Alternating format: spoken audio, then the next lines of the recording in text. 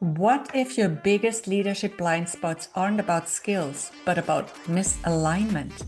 In this episode, Stef Carlstedt shows how human design reveals the hidden dynamics behind team friction and how to lead with more clarity, ease, and strength. Welcome to Rise to Lead, the podcast where heart-driven leaders come together to inspire and innovate.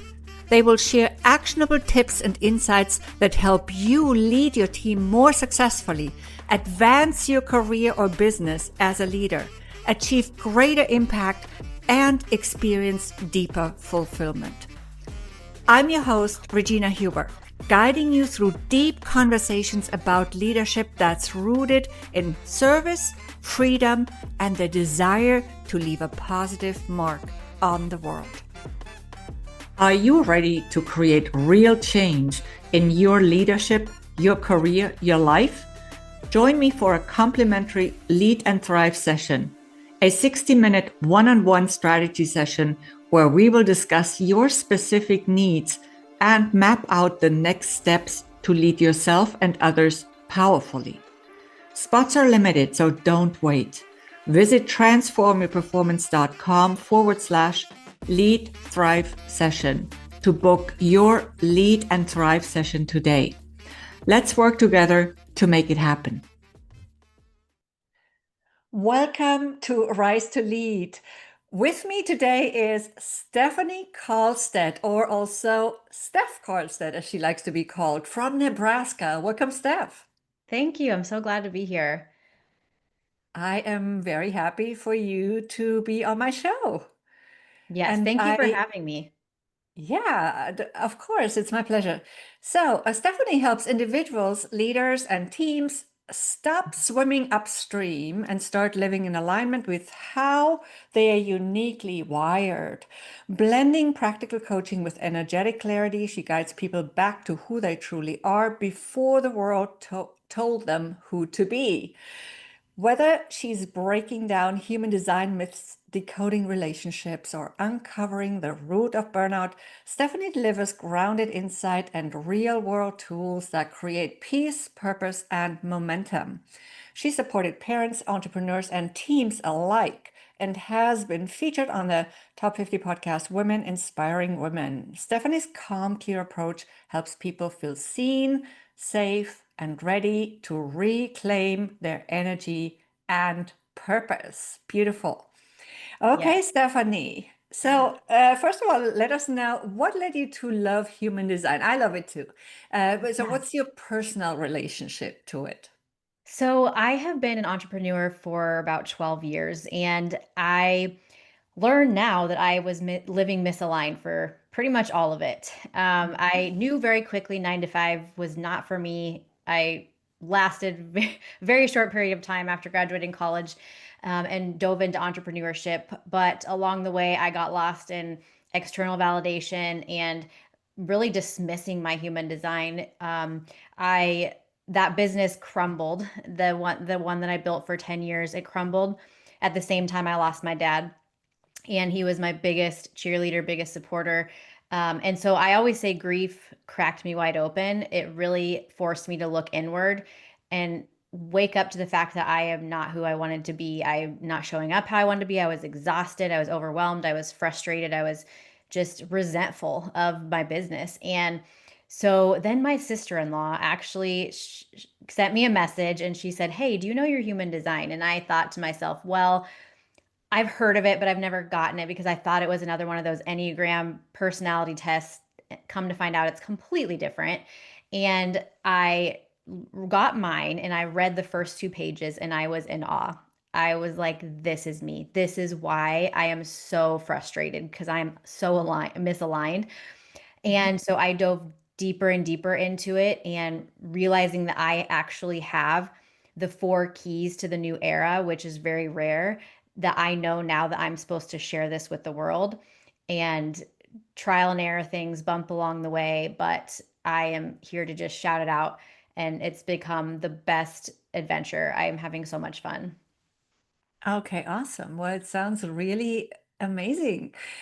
that it even sounds like it was like a really quick path. Was it that way, or was it It was uh, I probably was different? introduced in January to human Mhm. design and I kind of took it and ran with it, did certifications, did trainings, and haven't looked back.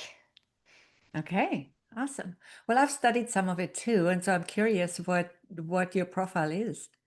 Yeah, so I am a 3-5 manifesting generator with the sacral Okay. authority.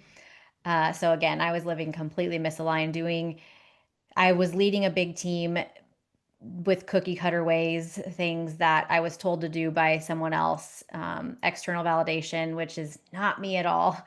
And I learned through that leadership of that business that if I treat every client, every, customer the same, then I'm not going to help them. We have to understand as a leader who we're talking to, and that goes way beyond, surface level questions that we ask them.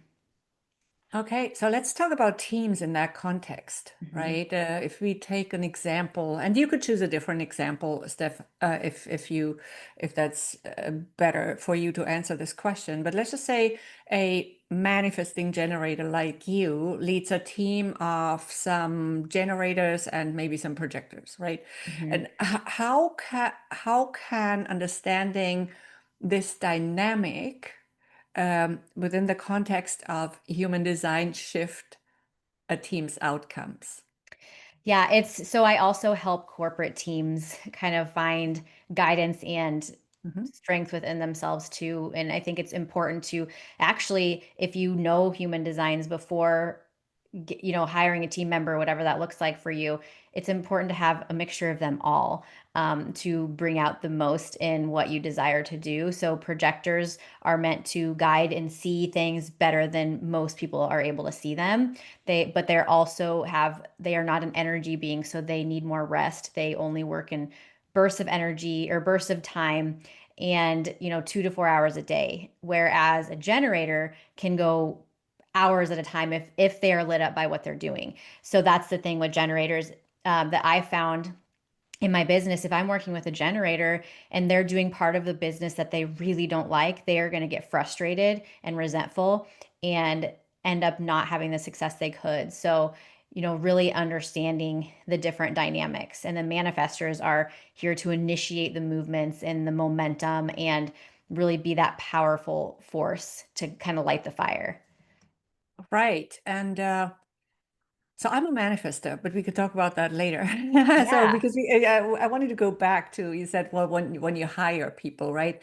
Of course, that it's great to know, but you would first of all have them, do the test Mhm. or to find out, and that's not the biggest hurdle. A lot of times we don't have that luxury of hiring according to profiles, but we already have a team, right? Right. So So, yes. go So ahead. it's just super important when you have a team to know their human design, have that established even after they've been hired. If there is friction in the team, or if there is, or if there are people who are feeling burnt out or resentful or frustrated, there's a reason. And it's not necessarily the job, it's that they aren't using their skills, doing the things that they love to do or that brings their purpose out within them within that job. So that's kind of what I love helping teams do is, yes, they already have a team formed. Now let's see who everybody is. And maybe if you don't have a projector, maybe we need to hire a projector, or, they can look different however you want it to look, but or merge with other teams and collaborate. It's really cool because we each design has a piece of the puzzle for humanity and has a purpose in it. Right. And when not only the team leader knows about it, but also every single team Yes. member, of course, we get the added benefit that there's much more understanding, mutual understanding among the team. Yes, for sure. Yeah. Okay. So, one of the most valuable aspects of human design, when I found it, to me personally, was really that it reveals how we are wired to make decisions. So, how Mhm. do we, according to our profiles, make our best decisions, right? So Yeah. how can this be used by leaders? So I'm actually creating a course right now, and I want to put this module at the front because I feel like if you are struggling with any aspect of your design or you're not quite sure what this means, then you need to start with your authority, which is how you make decisions. Mhm. And there's several different types. I briefly looked at your chart because you emailed it to me this morning, and Mhm. you are an emotional authority, which means that you kind of ride the waves of the emotions. You don't make quick decisions out of pressure unless you're unaligned. You really need to you see how you feel about it tomorrow, right? So it's just riding those emotional waves of how are you feeling about this after the excitement starts, after the excitement hits. For me, I'm a sacral authority, which means that I have a good relationship with my gut, and I feel yes, no immediately, and I act on that. As a manifesting generator too, I am meant to pivot a lot and have a lot of different ideas and thoughts and processes. So if something feels good, I act on it quickly. And so and then there's the splenic, which is where you listen to your intuition and if something's safe or not. And so there's a lot of different ones, but those are kind of there's a few. Right. These are examples. So, yeah, and I've noticed, Steph, that when I made decisions in the moment, they were not always Yeah. the ones that were the most satisfying, right? And then the next day, I said, oh my gosh, was this really the right decision for me? And I know there's no right or wrong decision in an objective sense. However, it's whether it's right for us, right? Yeah. And whether it still feels right the next day, because we can make any decision right, but you know what I mean. So that's what I have noticed, and I wish I had known this Hmm. earlier in life, Yeah. actually, because sometimes it can feel like your gut is speaking to you, as you said in your case, and it can feel like, if you're riding on a high wave, it Hmm. can feel like it's totally great for us, but then the next moment or the next morning or however long that wave is for everybody, it feels different. Yeah. Yeah. And some of my clients, they kind of push back on their authority a little bit, but I help them try it with just small things throughout their Mhm. day and small things in their life, and then they start to understand how to create that relationship within themselves, and they always come back and they say, wow, like I get it now. And the closer we do live to our design and follow our authority, the more we're going to be able to bring in all that we desire. The opportunities will come to us, the clients, the ideas and all of that. But when we override it, which is kind of what we've been taught to do in Mhm. society, then we bump up against that and we don't, create what we desire. Right. And yeah, and because all the ads, for example, commercials, right? They speak a lot to our emotions. Yes, they And, do. and and of course, yes, we are all emotional beings. It's not that there are humans who don't have that emotional aspect. It's just more pronounced in this very sense, in this Right. what we call authority in human design, right? Yeah. So yeah, it's something to really familiarize ourselves with. It has a lot of value, and a lot of my clients have confirmed that too. So I also studied human design. As I said, I studied what's called quantum human design, where the Hmm. manifest is called the initiator. We just use a little bit of different terminology. It's not really that different, Yeah. and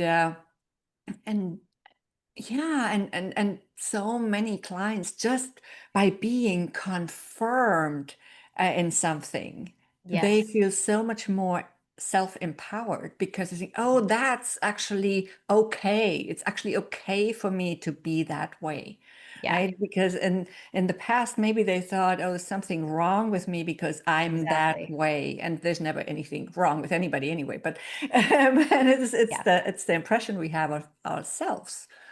Yeah. Well, and I feel like too, we've become just so accustomed to the belief that it's normal to be frustrated and Mhm. dissatisfied and tired, right? That's normal when it's really not. It's just you're completely living in misalignment with who Mhm. you are here to be. Right. In this context, human design also gives us some great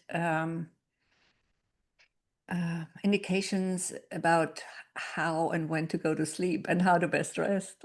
I like that Mhm. too. Yeah.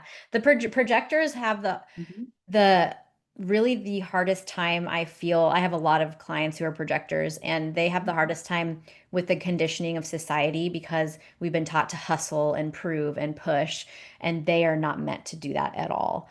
They need more rest. Like, you know, wellness to them looks like an extra hour of sleep. And, so it's just very important. My projector clients who both of my mom and my stepdad are both projectors also. And I understand them now. I'm like, oh, that's why you need those naps. And that's why, you're tired at the end of the day because you do have that aura where you take on all the other energies around you. Right. Yeah. And we manifestors, we take it on in a different way. Hmm. We charge ourselves with that energy, not taking it away from anybody, but we Yeah. sometimes need that energy just to really bring out our own life energy in a way, our own life force.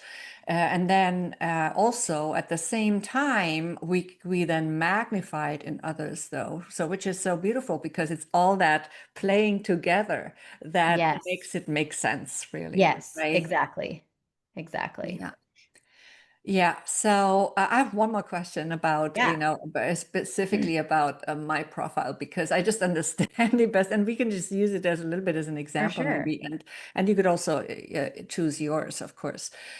So as a 5-1, so these are some numbers that play into the profile, not so important for our audience, maybe, but maybe just for you. As a 5-1 emotional manifester, so I'm quite rebellious, and my tendency is to lead with a strong vision of my own, right?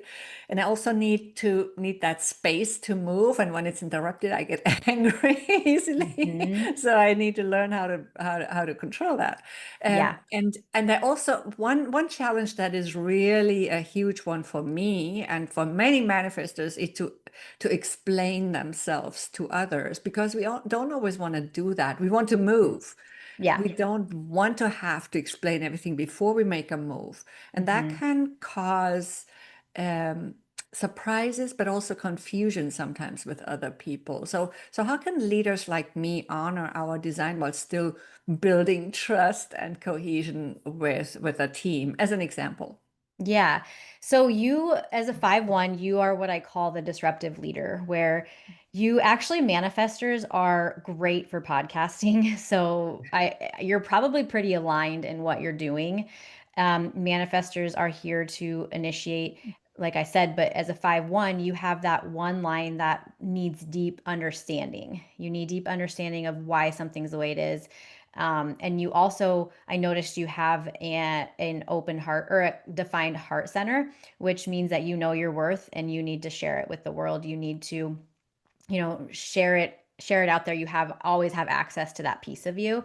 So that's part of your voice. And I think you did have a defined throat center as well, which means that you're here to speak your truth regardless of what other people think and regardless of if it makes sense. So, really just owning that and owning your truth and knowing that it's not going to be for everybody, but the people that need you and are ready for the change will be drawn to you when you follow this and when you follow your just need to be your desire to be a leader and to really challenge the status quo. You're here to kind of challenge the normal. And so it's a beautiful gift and it's a beautiful line.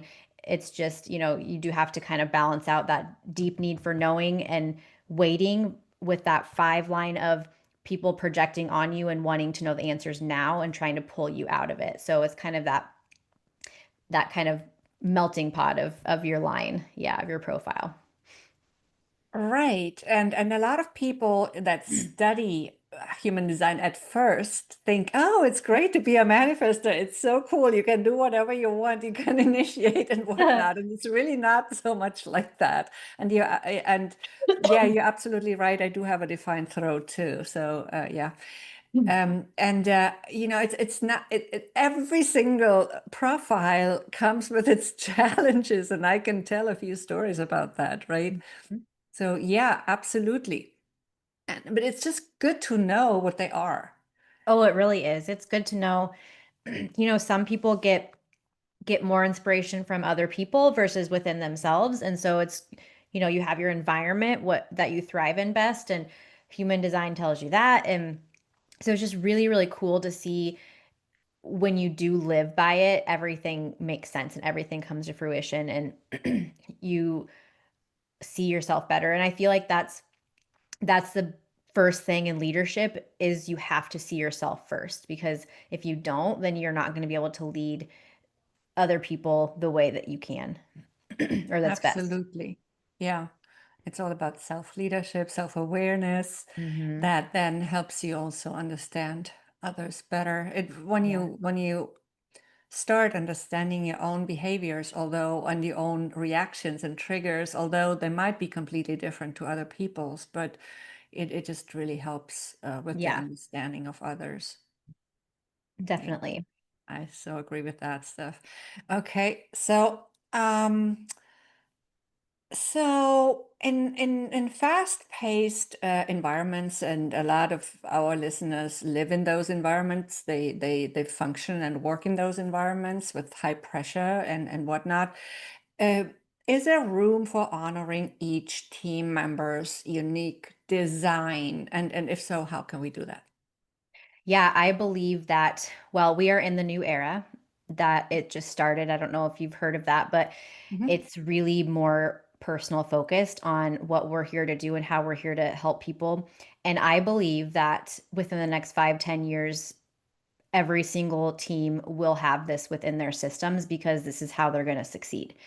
If they're not going to pay attention to it, they will burn out. People will quit. They will always have those the inner turmoil. So it's a matter of slowing down and understanding the needs of everybody else, not just like a specific project. I get that, but in order for us to get where we need to get with society, we have to slow down and understand where each person plays a unique role in that specific team. You So, know what I also love about human design stuff? That mhm. it's also a lot of fun, Oh gosh, it's you so much fun. know? And everybody's so unique, it's Yeah. you have the energy type, which is, like manifestors or projectors, that's the highest level of your design. And it goes all the way down to environments you thrive in and how you're meant to build a business, really, how you're meant to speak and lead and all the things. So it's high level is where it starts, but there's so many nuances within each design. It's really cool. It is. Yeah, absolutely. So, if you had to think of one leadership blind spot that shows up clearly in human design, but without human design often goes unnoticed in like traditional, leadership uh, tests or development or whatever it is that we use. So when I was talking, I'll answer this kind of a couple different ways. So when I was talking about like the other personality tests or the leadership, the Myers-Briggs, the Mhm. Enneagram, the Strengths Finders, those are all answered from a conditioned mind. Those are all answered from a mind that has been through trauma, that has been through upbringing, that has been through societal conditioning, that's been through what said, what she said, or how I acted in this environment. And so parts of it might be true, but it's not who you actually were made to be before the world told you who to be. And so it's completely different in that. That's why I feel like we need to stop with those. And this is the real deal. This is the detail you need in order to help your team become successful. Um, I think that a lot of times leaders, myself included, before I understood my human design, I led in the exact same way that I led everybody. And so no wonder only certain people were successful because the other people felt lost, felt unseen, felt invalidated and quit. So it's just you have to remove that mindset of I got here this way, so this is how they're going to get there, right? It's not. It's completely Yeah. different. Which a lot of coaches do too, by the Oh yeah. way. Yeah. And that's why what sometimes looks like an awesome investment, and I have lived through that several times, Yeah. really, uh, and it turns out to not be for you at all, and then you cannot get out of it Yeah. because it's just like unless somebody's very cooperative, and a lot of times that doesn't always happen. Yeah. And so you're stuck with a coach who wants to fit you into their own cookie cutter schemes, Marketing and strategy, it's tactics. It's yeah. And that's why my coaching packages are very just they're never the same with yeah, it's you come to me and let's figure out your human design first and then we'll get you to where you want to be. So, yeah. yeah, I love that. Yes, and there are also, if you absolutely do not want to do human design as a coach, then at least yes, it's really important to remember that we need to honor every single humans, Yeah. um, not just personality, but also their visions, their own way of doing. Yeah. It's not The way they're that, meant to oh, move. everybody needs to know you have to do all the social media and blah blah blah. Just because that has worked for you doesn't mean that it's the right thing for the other person, and Yeah. it doesn't even mean that even if they did it exactly as you did it, it might not work. Yeah, for sure. And yeah, so that is really important to remember. So that's why it's so key to have a personal conversation before you sign up with your coach, whoever Yeah. that is, whether they do human design or not, Mhm. in my opinion. Yes. Okay, so what's well, let me see. Let me ask you something else actually.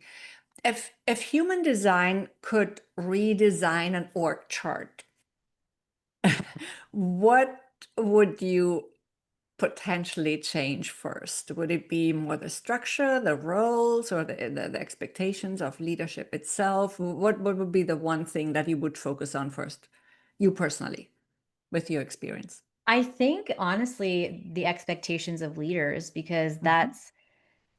that's the biggest driver for people. And when they have a leader who understands them deep and not just, here's your assignment for the week, go do it, um, that speaks loud. And that is how we're going to all be able to come together as society and really build something amazing.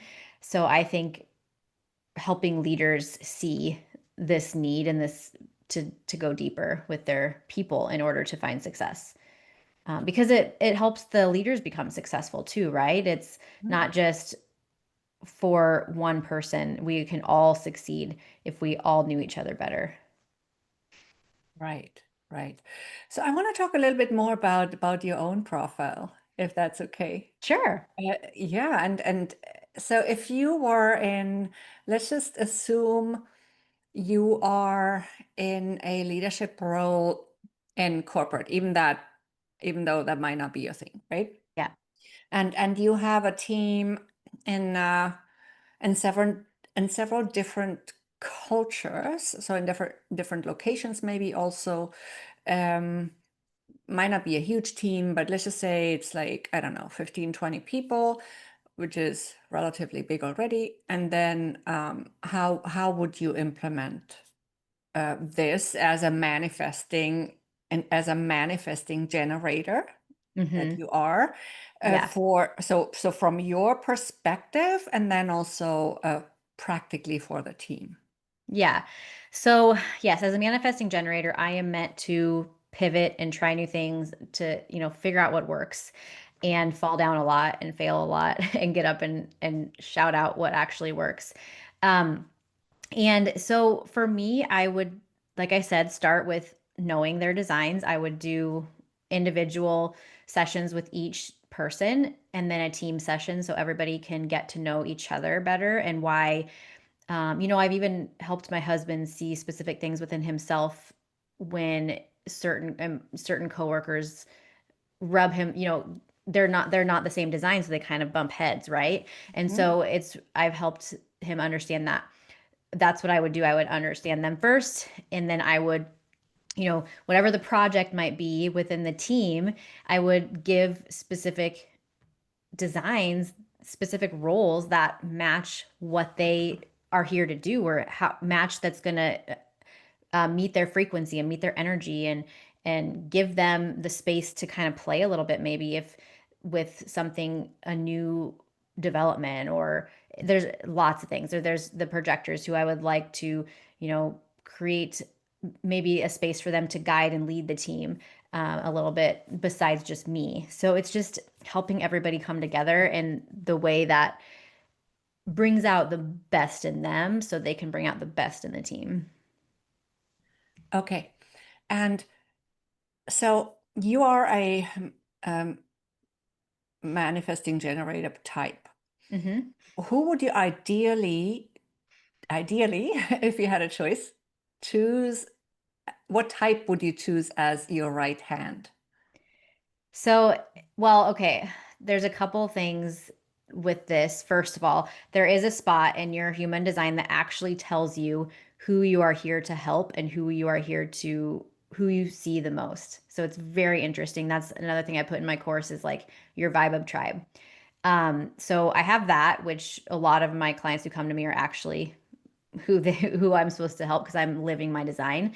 Um, but gosh, I mean, for me, I feel like I'm more on the manifesting side than the generator side. So I Mhm. am very good with initiating things and just trying all of the things and pivoting. And so I would say I would like projector, because they can see me better than I can see myself, and they can see my process better, and can guide a little bit. Maybe you should, let's try this. So I think I would say a manifest or a projector.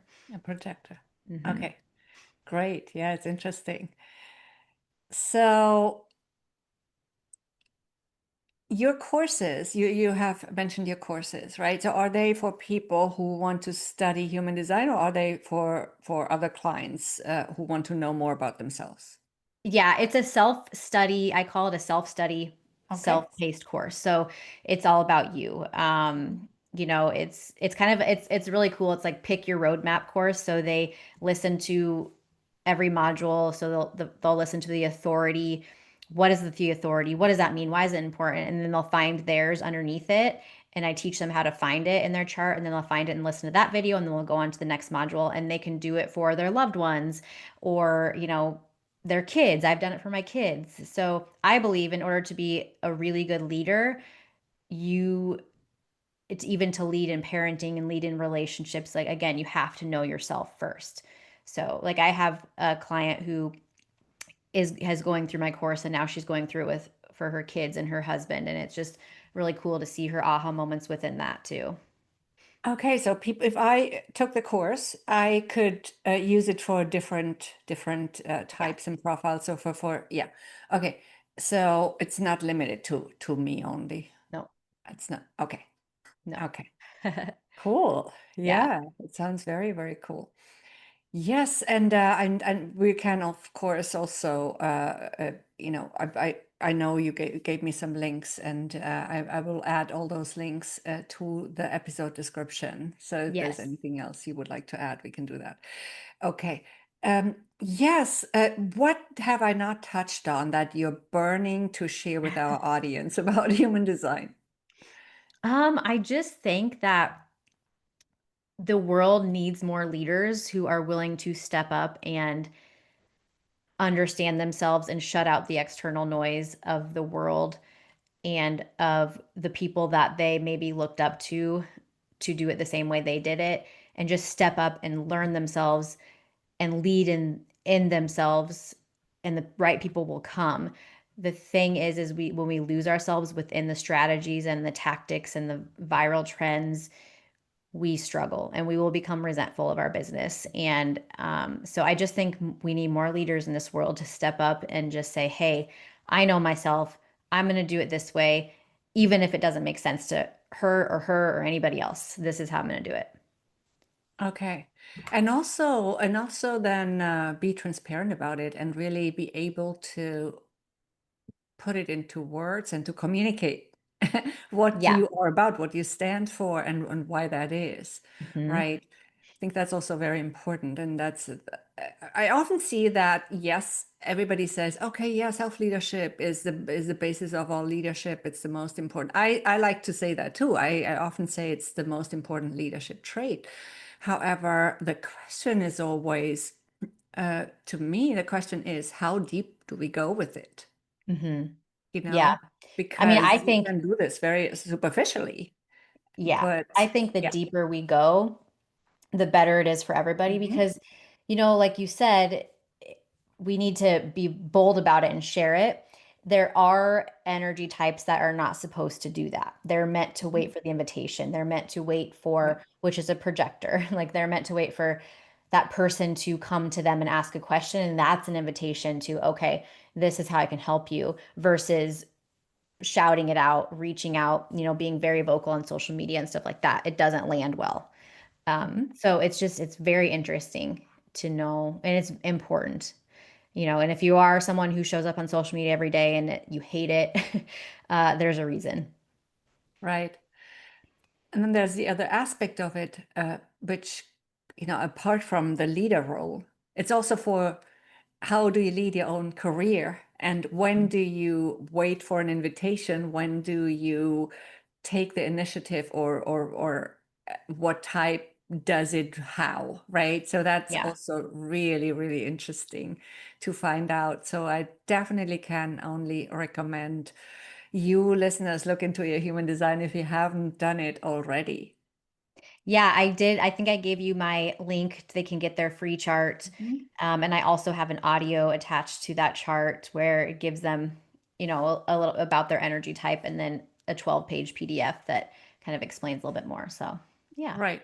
So if we had to give people just one place right now where they can find you, what would that be? Probably, uh, well, my Instagram is Stefanie Carlstedt, but as far as the link for my chart would be the stefcarlstedt.com/HD report. Okay. Yeah. Yeah. And I'll put that in the description as Yeah. well. Yes, of course. Okay, wonderful. Well, if there's nothing else, unless you want to add anything. I don't think so. I think Okay. that's it. I appreciate it. Well, I thank you so much for a wonderful conversation. I Yes, you really too. enjoyed this deeply. So, and thanks so much for coming on and enlightening us about human design today in You're the welcome. context of leadership. You're welcome. Thanks to all listeners and stay tuned for the next episode.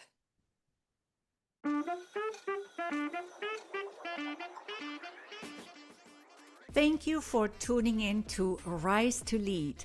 Keep shining your light, standing up for what's right, and inspiring others to step into their brilliance.